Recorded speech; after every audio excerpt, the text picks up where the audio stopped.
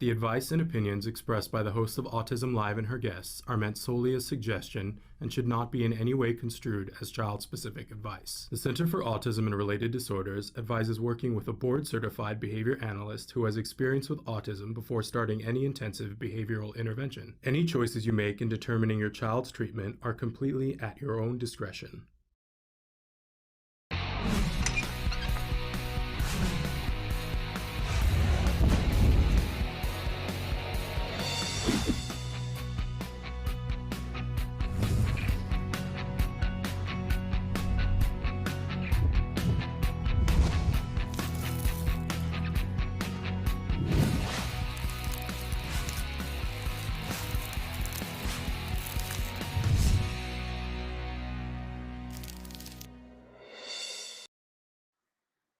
Good morning and welcome to Autism Live. I'm Shannon Penrod. We're coming to you from a new place in my house, a slightly different. This is what we call the Christmas corner because we were doing it from during the Christmas holidays. We were shooting from this corner of the. I just need more space for what we have going on right now, but. Still coming to you from my home, appropriately social distanced and safe, and thrilled to be here with you on this Thursday morning. I have to check the date because I know sometimes you guys, is she live? Well, if you're watching us on Thursday morning, April 29th, 2021, we are live. If you're watching us any other time than that, then we are recorded, and we do record all of our shows, and they are available as free podcasts, free download wherever you get your podcasts. So we hope you are checking out our podcast. Recently, we were rated the #1 autism podcast worldwide, and that's thanks to all of you. So we hope that you'll not only find information that you want, but share it with other people when they're looking for information. That's really what we're about here, is giving information and inspiration. That's all there is. There isn't anything more than that. We know that this is not a one-size-fits-all, that there are many voices in the autism community. And our show is really meant for the larger autism community. That, of course, starts with individuals who are themselves on the autism spectrum. They are the beating heart of our community. That cannot be denied. And we are not in any way trying to make it anything other than about them. But we include in the conversation everyone who loves those individuals.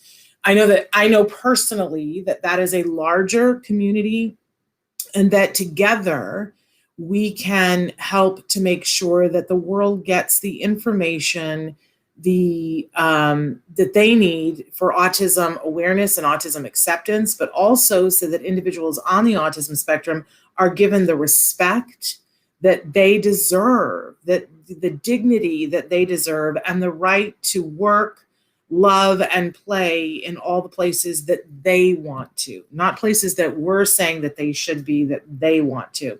So I'm saying good morning to Ganja. I'm so glad that you're here with us this morning. Feel free to write in questions in the chat. Now, we are live right now on YouTube, on Twitter, and on Facebook Live, as well as about, I think it's like 18 other places that we are live right now. Good morning to Christina. Thrilled to have you here. And on the big three, though, you can be writing in your question in real time, and it shows up here on our platform. If you're on any of the other platforms, I want to encourage you to write in your question. It just will take us longer to be able to see that, because for whatever reason, they don't yet offer us real-time viewing of your comments, right? But we're thrilled that you're here. And I mentioned that we are a free podcast, free download wherever you get your podcast. We also are available on our homepage, autism-live.com. There is a chat on that page where you can send in questions as well. It is not directly interactive. So you can send me a message. I can't send you a message back. It's on my wish list of things that I would like to have. Good morning, Parker. Oh, good afternoon, excuse me. You must be on that coast.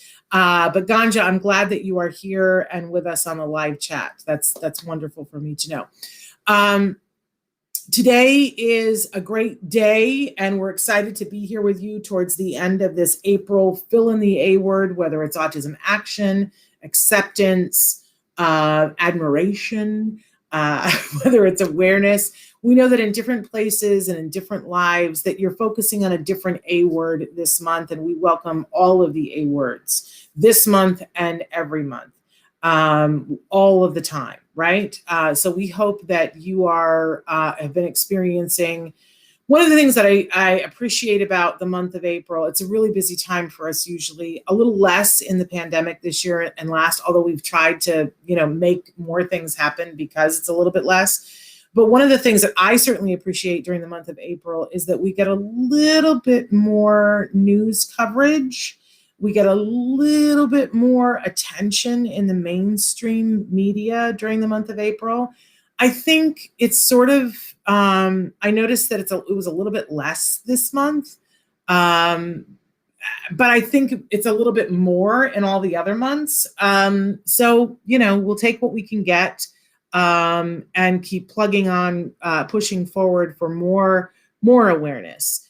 Some places we've reached awareness and we need to get to acceptance, right? But there are some places where we are not yet at awareness, which is a little crazy making. But we've got a lot going on for you today, and we unfortunately don't have a guest for you today. So you've got more time with me. I know that's not necessarily a good thing, but if you have any questions for me, please feel free to write them in. I love to tell you at the start of the show that I'm definitely not an expert. I'm not an expert in autism. I have letters after my name, but they have nothing to do with autism. I have a Master of Fine Arts in Theater. If you have an acting question, if you'd like to, know anything about speech and diction, happy to do that. But I am a mom who has been on this journey for many, many years.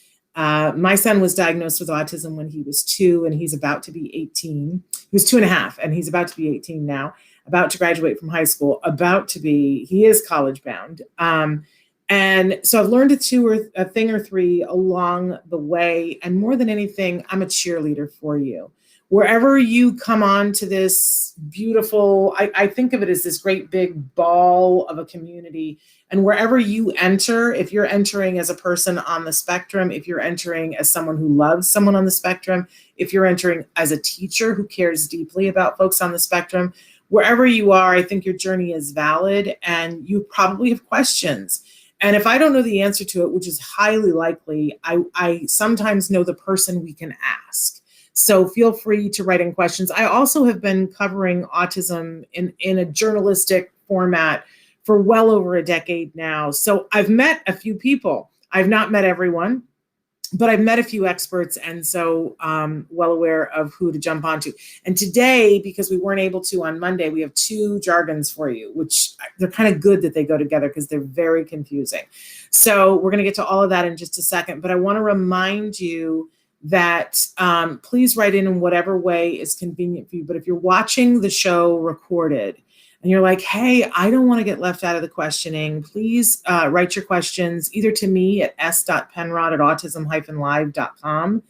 Traven will put that up on the screen, and I'll say it again slowly for those of you who are listening in podcast form, s.penrod, that's P as in Peter, E as in egg, N as in Nancy, R as in robot, O as in Oscar, D as in dog, at autism hyphen, and hyphen is the dash in the middle, live, L as in lollipop, I as in igloo, V as in Victor, E as in egg.com. And please feel free to send your questions directly to me, or you can write them in our chat on autism-live.com if you're watching us record it. We appreciate your questions. We love your comments. We love to hear what's going on in your neck of the woods, right? So I want to get started. I see that we've got a question from Ganja, and I'm going to get to that in just a couple of minutes. But first, we want to go to what we fondly refer to as the jargon of the day. This is when we take on one word, one phrase, one acronym, although today we're going to take on 2. And we try to figure out what in the hey nani are those experts talking about? What does this have to do with us? Why do we have to learn this? I don't know about you, but I was drug kicking and screaming into autism jargon. I was so fatutzed about it. I was like, really? Are you serious? Like, I'm by the time I had my son and he was diagnosed, I think it was like 44 years old when he was diagnosed. And I was like, really? I got to go back to school. I got to learn these terms again. Why don't you just explain it to me in terms that anybody would understand? Then eventually I went to the dark side and realized that sometimes knowing what these terms are saves you, guess what? Time, money, energy, and gets you more on the path to success. That they actually become things in your tool belt. And so now what I try to do here on the show is give you little dribs and drabs so that it doesn't overwhelm you, because it overwhelms me. And the two terms we do today still hurt my head. I'm just going to be honest with you. They still hurt my head. But they're terms that I think that are really important, because a lot of times you guys will write in and you'll go, my, significant other, my child, whoever is myself, I'm engaged in this challenging behavior that is not helping me get the things that I want in my life. Like, what are the techniques to change a behavior that is empathetic to the person's needs, but helps them to be more productive in their life, to get the things that they want to in life? Well, these two terms are two of the methods that people use in ABA, Applied Behavior Analysis. And so we're going to break them down for you. So we're going to start with DRA. I know it looks like draw, but it's not. It's DRA. So let's take a look at what the actual definition is. Then we will bang our heads against the wall because it won't help us. And then we'll look at a working definition. So DRA is a procedure for decreasing problem behavior. Okay, good, I'm in which reinforcement is delivered for a behavior that serves as a desirable alternative to the behavior targeted for reduction and withheld following instances of the problem behavior. Okay, I was with it for a long time, and then it fell all the way apart for me. And I'm so glad that we have the reference here. If you're looking for the book, if you want to look up all of the actual definitions of every jargon term that there is for autism, I can tell you that the book that the BCBAs, the Board Certified Behavior Analysts, use is Cooper, Heron, and Hayward. That's the book. For me, it's a beautiful doorstop and something to make fun of, because I don't understand these terms, and I've been doing this for a long time. So a procedure for decreasing problem behavior in which reinforcement is delivered for a behavior that serves as a desirable alternative to the behavior targeted for reduction and withheld following instances of the problem behavior. Right? Okay, let's take it down a notch and take it over to our working definition and see if we can't sort through this. So DRA in our working definition, and Traven's going to show that to me. It's a type of intervention used to reduce challenging behavior. Okay, we got that. We're with it so far. A more appropriate behavior is identified. Reinforcement is given when the appropriate behavior is used or observed. And functional communication training is one type of DRA intervention. Okay, it's not that much better. So let's try and see if we can break it down. So let's say that I am hitting someone. Now, that's a behavior that is not going to get me what I really want in life. It may have gotten me what I wanted in the moment. If I'm a 4-year-old and what I want is the toy that you're playing with, and I hit you and you cry and run to your mother, I get the toy. So it's going to work for me in the moment, but long term, as I become 5, 6, 7, 8, 9, 48, hitting someone to get what I want is going to get me into trouble. It's not going to be something that long-term is going to serve its purposes for me, right? So we would term that a challenging behavior. It's not really meeting the long-term needs for the individual. But we need to be cognizant of the fact that short-term, it for sure is. One of the things that we want to do in ABA is try to make sure that they don't get the reinforcement for the behavior that they're doing that's considered a challenging behavior. So if I hit to get the toy, we want to make sure I don't get the toy. So, if we know that this child hits, one thing that we could do is when they hit, the minute they hit, the toy goes away, right? That's something that we can do. But that doesn't cover everything, right? And it also makes it tough, because now they're still hitting the person and they're confused and they don't really know what's going on. So one intervention is DRA, where we give you something else to do. So it's an alternative behavior. Now, sometimes the alternative, and that's the really important thing to remember, is remember alternative, right? Alternative. We're going to give you something to do instead of hitting. So that's why functional communication is DRA, because if I want the toy, I don't have to hit you to get it if I say my turn, or if I sign my turn, right? Or if I sign give me, or I sign more of the toy, right? If I hold up a card, depending on my age, that says toy, right? I want the toy. Or I can hit a button on an iPad that says I want the toy, right? And if that's what we observe from this 4-year-old, that they're hitting in order to get the toy, what we would want to do is teach them an alternative behavior. And every time they use the behavior to say, I want that, let's say that we choose the iPad and they hit the toy icon and it says toy, please. Every time they do that, we would reward that by giving them the toy. But if they hit, they would not get the toy. Do you see what I'm saying? So let's read the, yes, we're going to go straight to DRO after this, Traven. So let's read it again now that we know what we know and see if it starts to make sense. A type of intervention used to reduce challenging behavior. We're trying to reduce the hitting.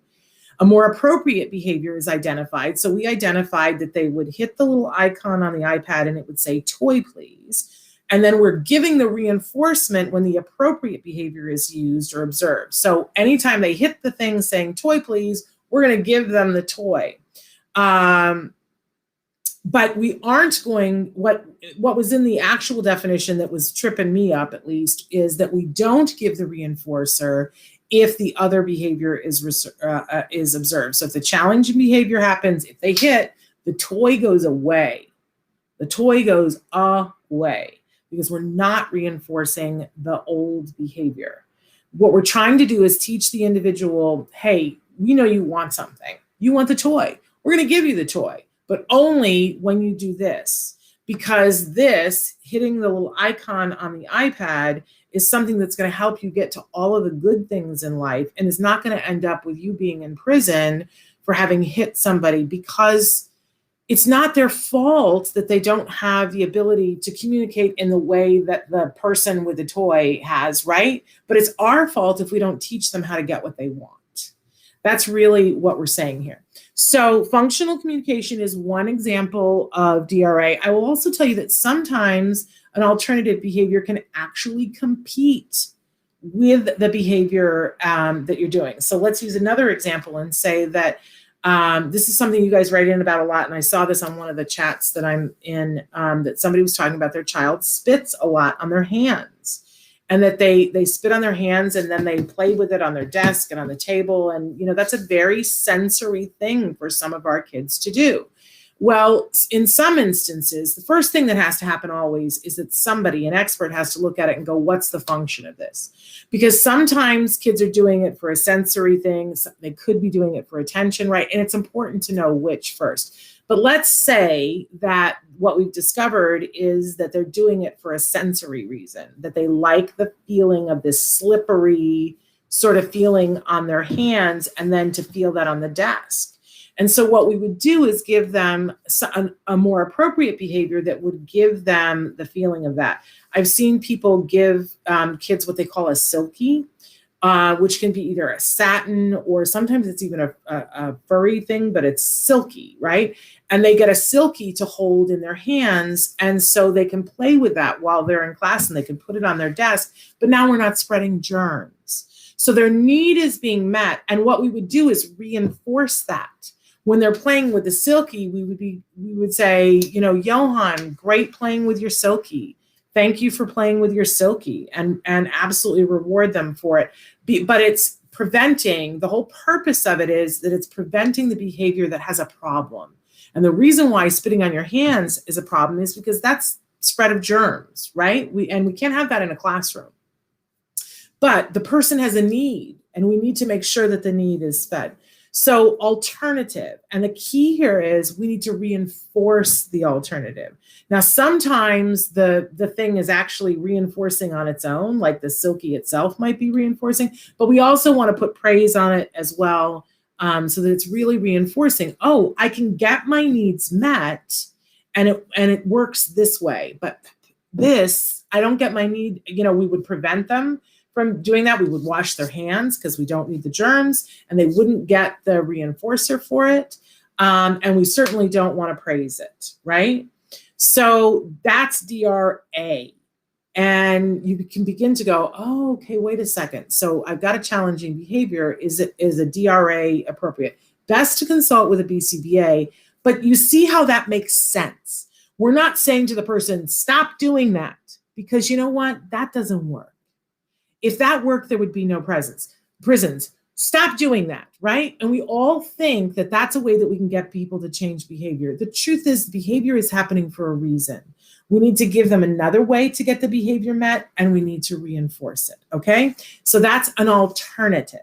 DRA, it stands for Differential Reinforcement of Alternative Behavior. So now let's skip on over to DRO. I know, I'm gonna hurt your heads for a second. But this is a whole other way of dealing with challenging behavior, because sometimes you'll go, well, the DRA isn't going to work in this circumstance. So let's take a look at DRO. This is another way of changing behavior. Let's take a look at our actual definition for DRO. Can you put that up there for us, Traven? There we go. Differential reinforcement of other behaviors. And I know you go, wait a minute, we just had differential reinforcement of alternative behavior. What's the difference between an alternative behavior and an other behavior? Here we go. This is omission therapy. Reinforcement is given in the absence of the targeted behavior, or is given as long as the targeted inappropriate behavior does not occur. It's a whole different way of looking at something. So for alternative DRA, we've picked a specific behavior that is going to take the place of the challenging behavior. It might compete with it, or it might take the place of it. And we're going to reinforce specifically that alternative behavior. But when we're doing other, notice it says behaviors. So what we're saying is that for a behavior that's really persistent, I can think of one example where there was a child who was harming their dog, and they took a baseline on it, how often the child was harming the dog. And it was happening like once every 10 minutes. Can you imagine this poor dog? And so the bond wasn't happening between the child and the dog. And so they looked at it and they said, they tried DRA. They tried to, give the child something else specific and reinforce it, and it wasn't quite working. And they said, we got to heap a bunch of praise for doing absolutely anything other than hurting the dog. So they had all this reinforcing stuff for the child to do, and they were engaged in all these activities, and they were heaping praise and rewards upon him for absolutely everything else that he would do. And then if he would hurt the dog, all the reinforcement would stop, all of it. So it's a totally different method. So in DRA, we're saying there's a targeted behavior. We're going to teach it. We're going to reinforce it. With DRO, we're saying we're going to reinforce you breathing. We're going to reinforce you for breathing. We're going to reinforce you for sitting in your chair. We're going to reinforce you for, saying yes, please. We're going to reinforce you for playing with your Legos. We're going to reinforce you for absolutely everything, because you're not hurting the dog. And for some kids that have they maybe it's a big compulsion that they want to go over and do something to the dog because they get a reaction. And we can't say to the dog, don't react. You're giving him a paycheck for that, right? So we got to make other things big and rewarding. So DRO, an entirely different way of looking at it. We're going to reward absolutely everything else. Usually it's in a time interval that we'll say, okay, for the next, we're going to go, because we're trying to make it longer. If it's 10 minutes that he hurts the dog, we're going to try to go 11 minutes of reinforcing absolutely everything. I'll tell you what happens. The kids are so smart. They catch on very quickly. They catch on and they go, oh, like my life is really good right up until I hurt the dog. And then and it's not like it becomes punishment when I hurt the dog, although we take the dog and put the dog away, right? But what it is like the party stops.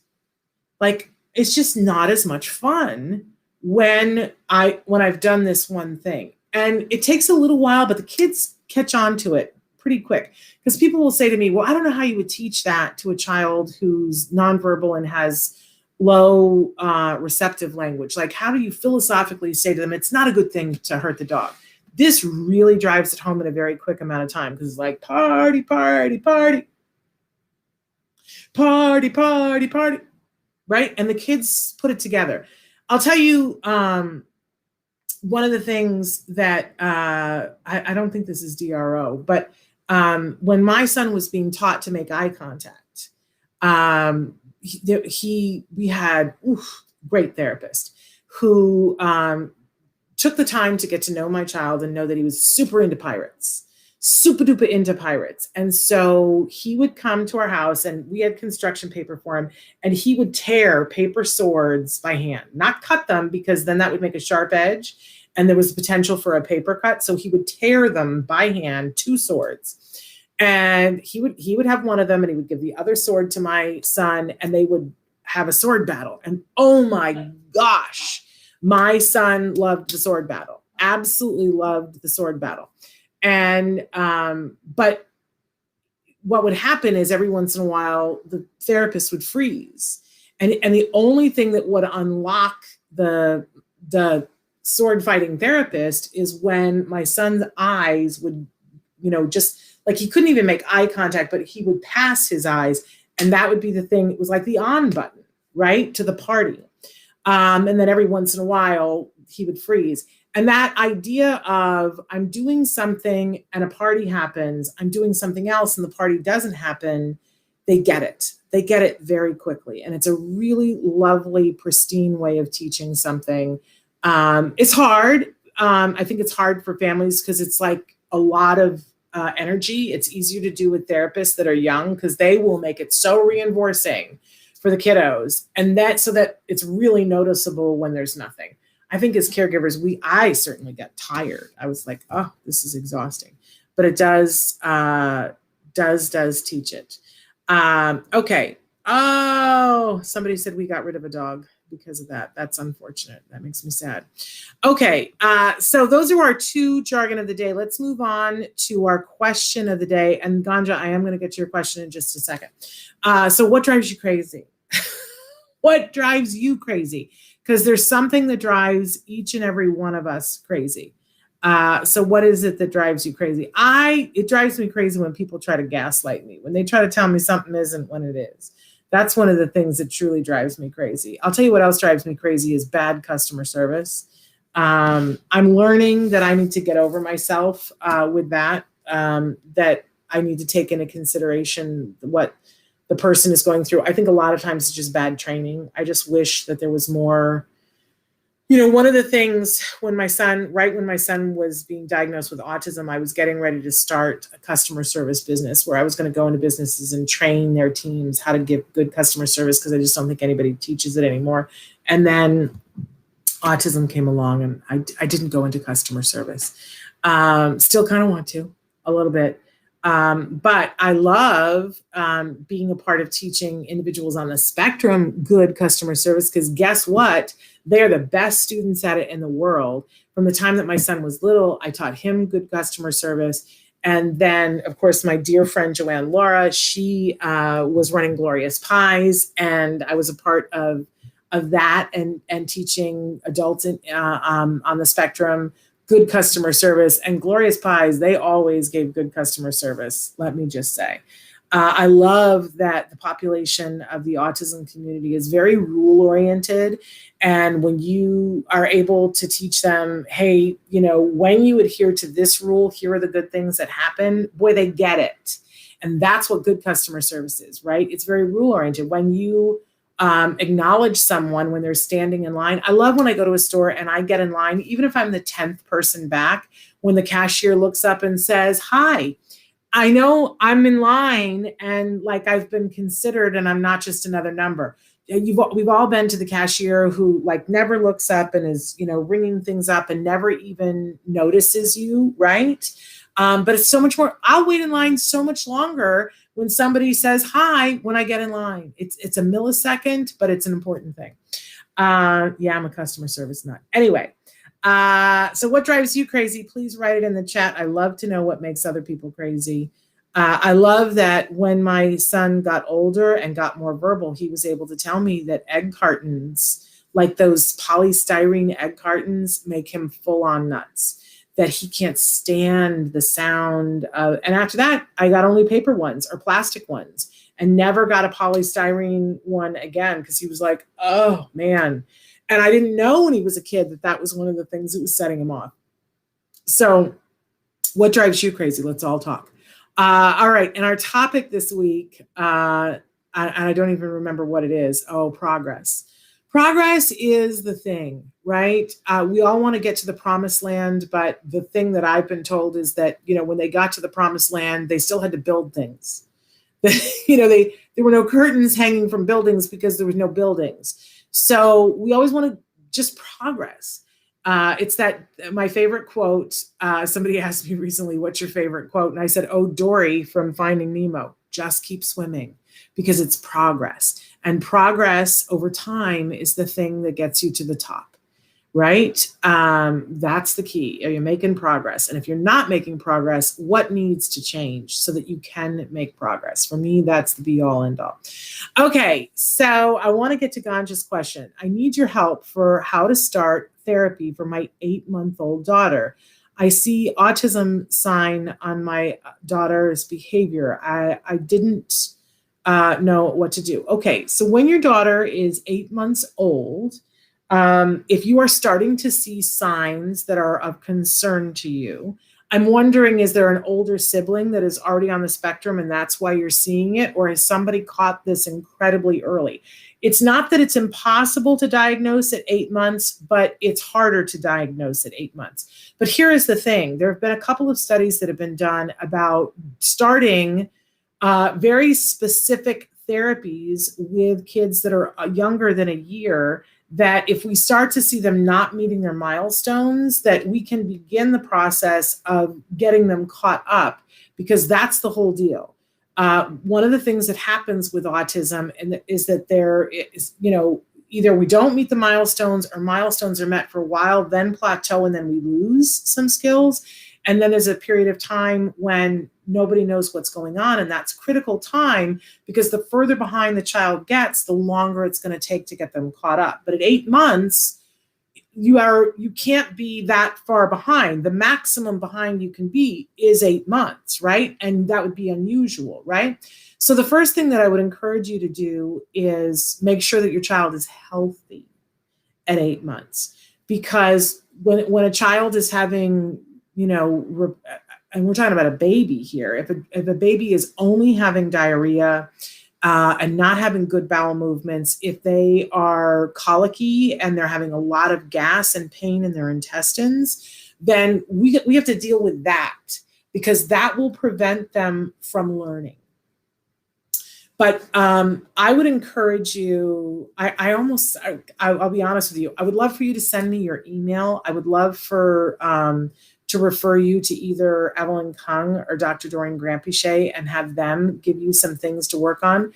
But there is a great tool, which is called Skills, and you can go to skillsforautism.com, and it age norms all of the skills that a child needs to learn. So you would be able to look at that and see what are the things that an 8-month-old should be able to do. I'm not a child development expert, but the other thing that you could do is you could just Google what are age norm skills for babies 0 to 1 year. They usually go by, I think before a year it goes by 6 months, and then once they're a year it goes by full calendar years. But it'll tell you the kinds of things that an 8-month-old should be able to do. My recollection is that an 8-month-old should be able to pull themselves up and sit up, and that they have the ability to track things. and that they have the ability to grasp things, the palm grasp by 8 months. But I don't think that there would be a lot more than that. But there would be exercises that you could do to begin to work on those things. But I would love for you, send me your email, and I will see if I can connect you with either Evelyn Kung or Dr. Grant Bichet. I love that you're asking so early, because here's the thing I want you to know is that even if your daughter is on the spectrum, there's going to be lots of things that she can learn, and everybody learns at different rates. But the key is catching it early. And that if there have even been instances of children that had older siblings that were on the spectrum, and then there were signs seen in their baby brother or sister, and they began to do things with them, and the children never ended up getting a diagnosis of autism because they didn't qualify it, because they got caught up before that happened. So, I think you're in a great spot to be asking questions. Okay, I watch all of your videos. Thank you so much. You helped me pass my RBT test. You helped me so much. Thank you. That's from Z. Z, congratulations. I love knowing that there are amazing RBTs out there. Parker says, I cannot stand bad service at a restaurant. I am known as a bad tipper for that reason. Now, I'm an ex-waitress, so I'm a very good tipper. Even when I get bad service, because I know that sometimes it's not the waiter's fault or the waitress's fault, because sometimes it's the hostess is horrible or the kitchen is horrible. And I know, they basically don't pay wait staff. They count on you to pay them for tips, which is horrible. That shouldn't be allowed. But I hate bad service in a restaurant too. I mean, it's just absolutely horrible. It makes me crazy. Someone else says, a hot car drives my son crazy. Won't get in until the air conditioner is on for a while and cool at all. Isn't that interesting? How we all have different things. I'm somebody who, I used to love to be outdoors, and I used to love it when it was hot, and I loved to sit in the sun. I was somebody who used to like to bake in the sun. And then I don't know exactly what happened, but I can't be in the sun at all anymore, and I can't bear to be hot. It's just the worst thing in the world for me to be hot. And I guess I remember my mother was like this as she got older. She couldn't stand to be in a car unless the fans were on. She would always say, you got to get some air moving. I can't deal. You got to get some air moving. So it's interesting how we all have those things that we need in order to be okay. And one of the reasons why I bring that up is because I think a lot of times, this is part of the autism acceptance that I want to put forward into the world, is that a lot of times people will go, well, it's a person on the spectrum has this need, and we go, and the world goes, oh, well, that's autism. They should get that, I don't know, under control. I don't know what the phrase is in their head. And that makes me full on crazy. It's like, well, no, somebody's in distress. There's something that's bothering them. And, okay, if it's something that's non-negotiable, like we all know people on the spectrum that have a hard time hearing sirens, right? But that's a fact of life, and sirens are going to be around. And I think that's the kind of thing that we would work on desensitizing them from it, or getting them noise canceling headphones if we're going to be in a circumstance where we're out and about and there might be sirens, because we can't change the world about that. So we want to give them ways to cope with the world. But if it's something, like turning on the air conditioning because they don't like being in the hot car, I mean, that's totally doable. That's totally doable. And I think everybody has their own thing. Parker says, isn't 8 months a bit young? It is very young. But the fact of the matter is, if a child isn't meeting their milestone, it's not a cause for panic, but it is for helping the child to meet their milestones. All kids are going to do things on their own schedule. But we want to be in a semblance of the milestones, because what we don't want to have happen, which happens every day of the week and 3 times on Sunday, is that kids on the spectrum won't meet their milestones, but we don't start to intervene until they already haven't met their milestones for like a year. When my son was 3 and diagnosed with autism, I remember the first time that there was a definitive thing where they had gone through and looked at all of his skills and normed them out. And they said, okay, well, so he was 3, he was 2.5. No, I think actually he was 3 at that point. And it was right before we started our card services. And they, I had to sit there with this room full of people. And they said, well, your son's verbal skills are that of a 6-month-old. And your son, I remember there's just this long list of things that they were telling me. Well, he's 3 years old, but his skill level at this is a year old. And there was only one thing, his balance was particularly good. And they said, he's above average on balance. He has the skills of a 4-year-old on balance. And I walked around for probably a month. Look, it's all these years later, and I'm still telling you, I was telling everybody, I was like, well, he's exceptional at balance, right? Because my heart hurt so bad that my kid was that many years behind. He was only 3, and he was already 2.5 years behind on some skills.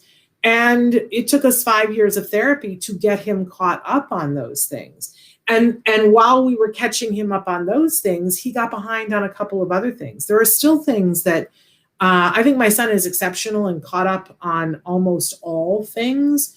But there are some life things that he is, even though he's about to be 18, that he hasn't been exposed to because we were busy doing other things. And everybody has things that, every individual on the spectrum are not things that you're better at, things that you're ahead, things that you're behind. But for a child to get to the point where they're 2 years behind on language development, I will tell you, gives me chest pain even now to think about it. And if I could go back in time and know that there's this thing called joint attention that we want to start to see in babies, that if I look at the dog, the stuffed dog, and I go, that the child, and my gaze is at the dog, what we want to start to see is that baby looks at the dog to see, what am I freaking out about?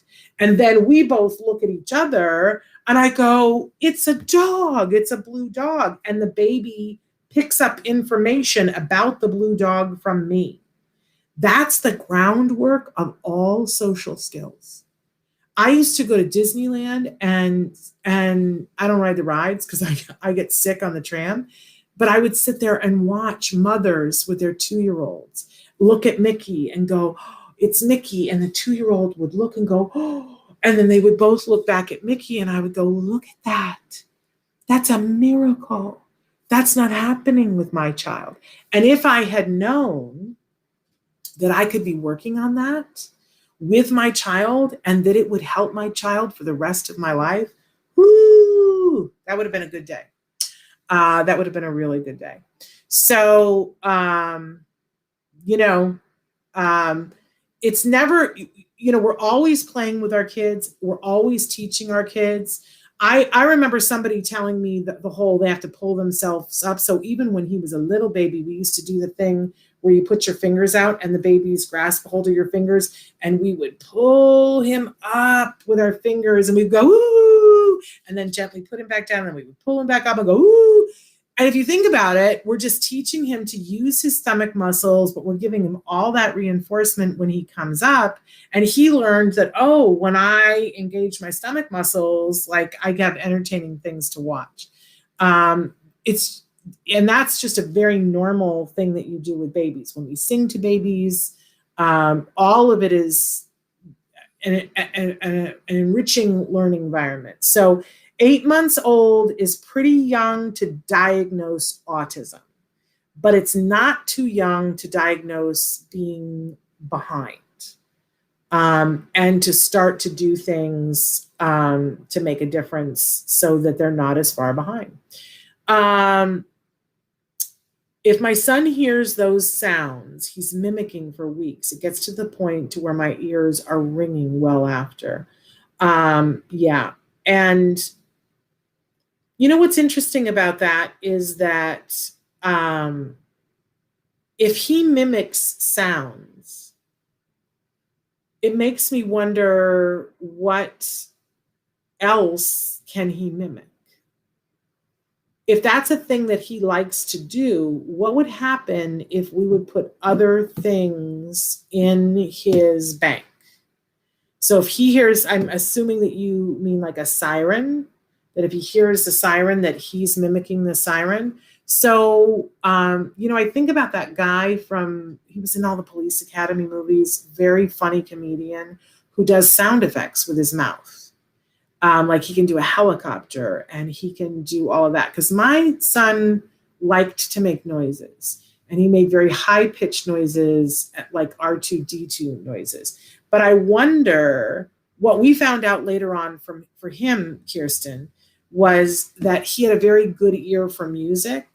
And so we sort of enriched his environment with music, but he has a very good ear for dialects. So now as a 17-year-old, he's been taking a stage dialect class, but he also has a good ear for languages. So it's sort of interesting. It's like, if that's something he keys into, we noticed, because, like a lot of families, we played a lot of the Disney movies, and the Disney movies, a lot of them have music and songs in them, but they also have what they call signature music for characters. So when Stitch is on, they have like a certain instrument or a certain set of notes that play that's subliminal to me. I don't hear it. I don't notice it. But when we would later take my son to Disneyland, and when you're in between Disneyland and California Adventure, there's this big plaza that separates the two entrances, and they pipe Disney music, just the instrumental, over the loudspeakers.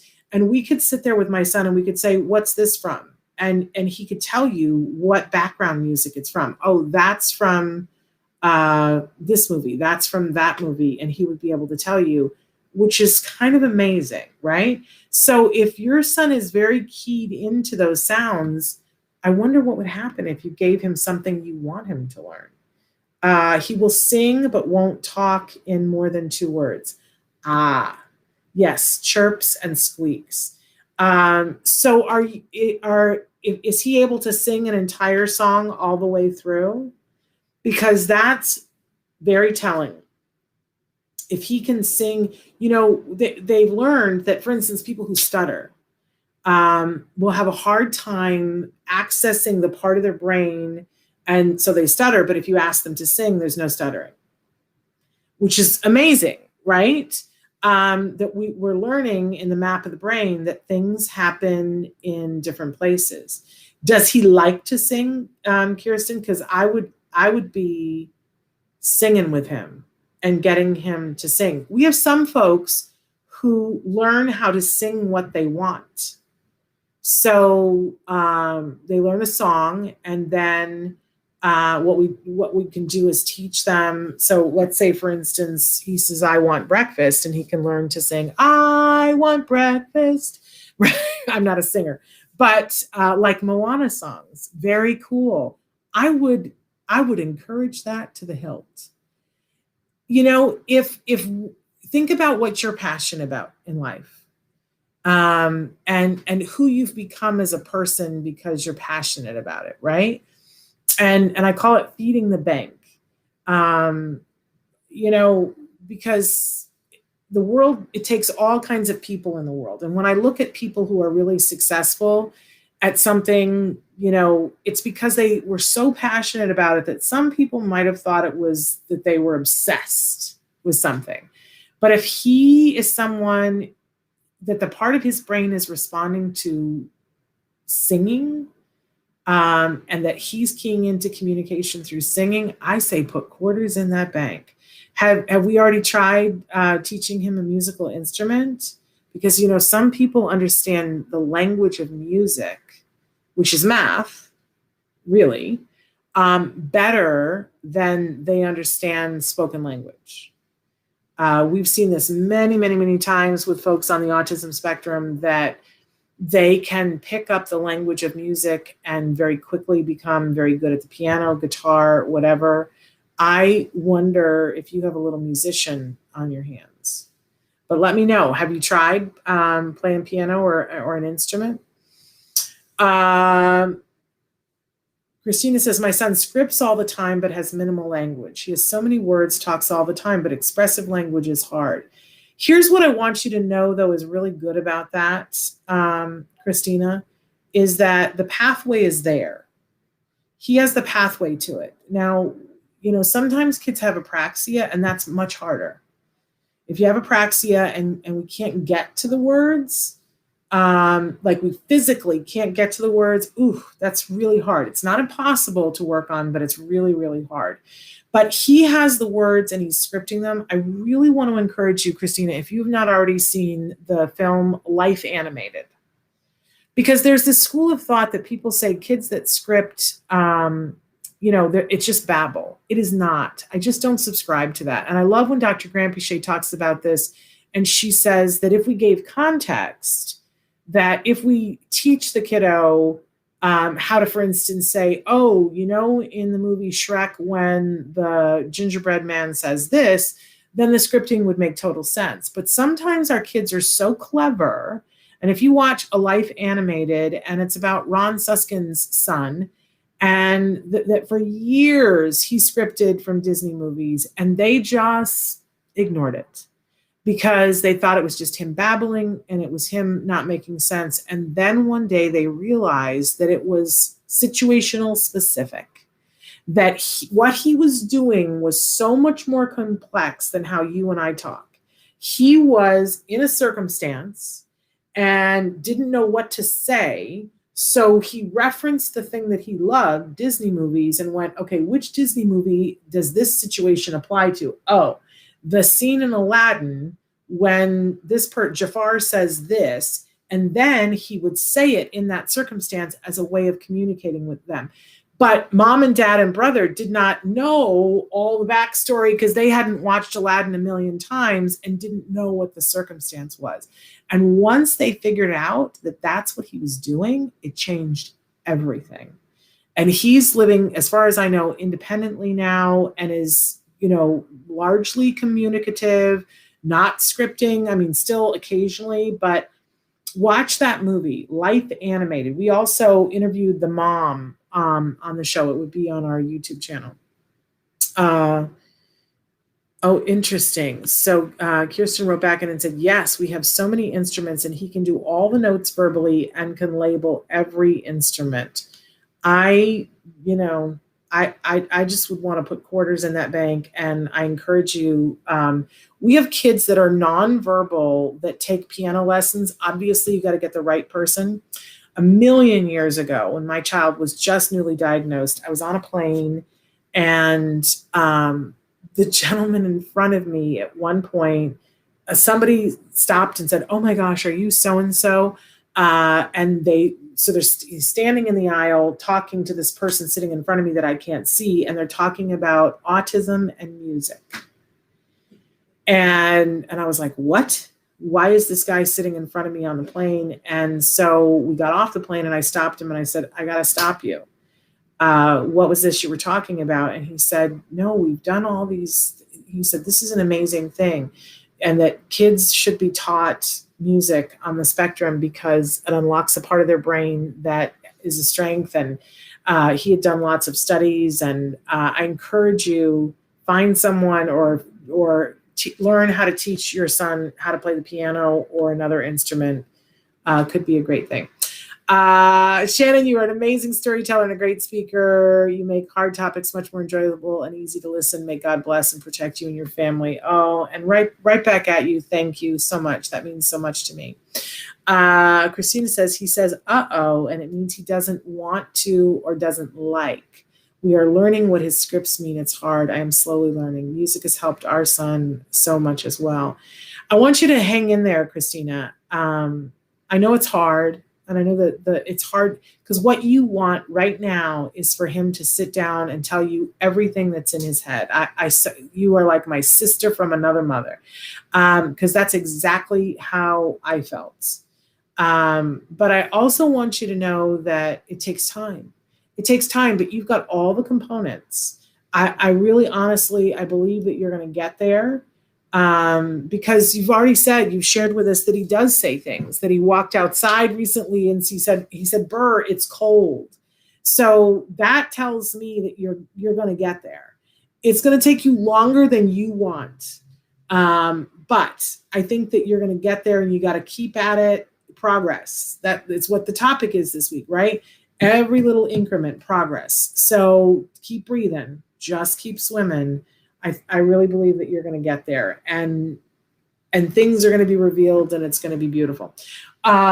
We still have, I thought we were out of time because I want him to talk to me like the other kids in the grocery store. I know you do. I know you do. And I was the same way. And I got to be honest with you that even now, I don't think that my kid talks to me the way other kids talk to their moms. It's better. It's better how he talks to me. But there were years when I didn't get what I wanted. Years when I didn't get what I wanted. But I believe in you. I know that you are one of the toughest mamas out there, and I believe that you're going to get there. And he's got all the ingredients, and you won't give up. But I do think you're going to have to change the way you look at it. And I say this to you with love. Meet him where he is. Instead of hoping that he would talk to you the way the other kids at the grocery store do, talk to him where he is now. He is talking to you. It's not enough for you, but try to meet him where he is.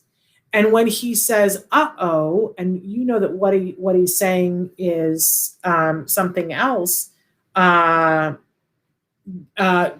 it back to him. So if he says, uh-oh, say, oh, you don't want that? And then put it away. So that if it's not what he means, he'll go, no, but language it for him. Oh, you don't want that? Language it every single time for him. He's a little sponge, and he's smart as a whip. He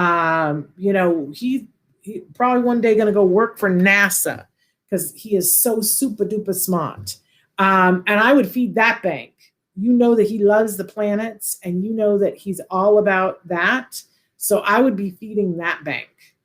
I, find every program on YouTube, have him watch SpaceX, get him all excited about the things that he's excited about. And he'll find a way to communicate, and listen closely, because he's already telling you who he is. And who he is pretty amazing. So meet him there, Christina. And eventually, someday there's going to be a moment, and I tell you this from experience, when you're going to go, oh, this isn't what I thought it looked like, but it's so good. It's so good. And I'm right here, and he's right here, and it's all good. That's going to happen. Lately, he's memorizing math facts. Yeah, he's going to go work at NASA. So you're doing great. You're doing great. But you got to, I'll tell you what other movie to go watch is Brave. Because it's a movie about a mom and a daughter, and the mom has an expectation that the daughter is going to be who she wants her to be, and she's not. And that's everyone's story. You are not who your mother thought you were going to be. You are you. And you want to be accepted and loved for who you are. And your little is exactly who he is. And I know you want more. It's coming. It's been ordered. But love him for who he is. Meet him where he is right now. And I think you'll find that, there's a whole lot there. There's a whole lot there. All right. We're out of time, my friends, but I absolutely love and adore all of you. We're back tomorrow with Let's Talk Autism with Shannon and Nancy. I don't know who the guest is, but Nancy will be here. We'll be doing In the News. And it's somebody fabulous. I just don't know who. I don't have my notes in front of me. I'm in a different part of the house. But I love and adore all of you. We're going to close this month out with bang. So don't be anywhere but here tomorrow. Until then, give your kiddos a hug from me, and one for you too. Bye-bye for now.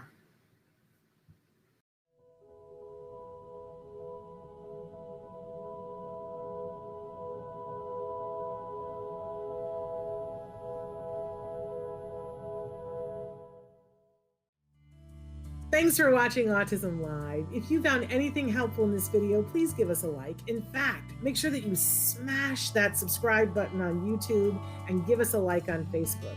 You can also follow us on Twitter and on Instagram for important updates. And please download our free podcast wherever you get your podcasts. Thank you so much. See you next time.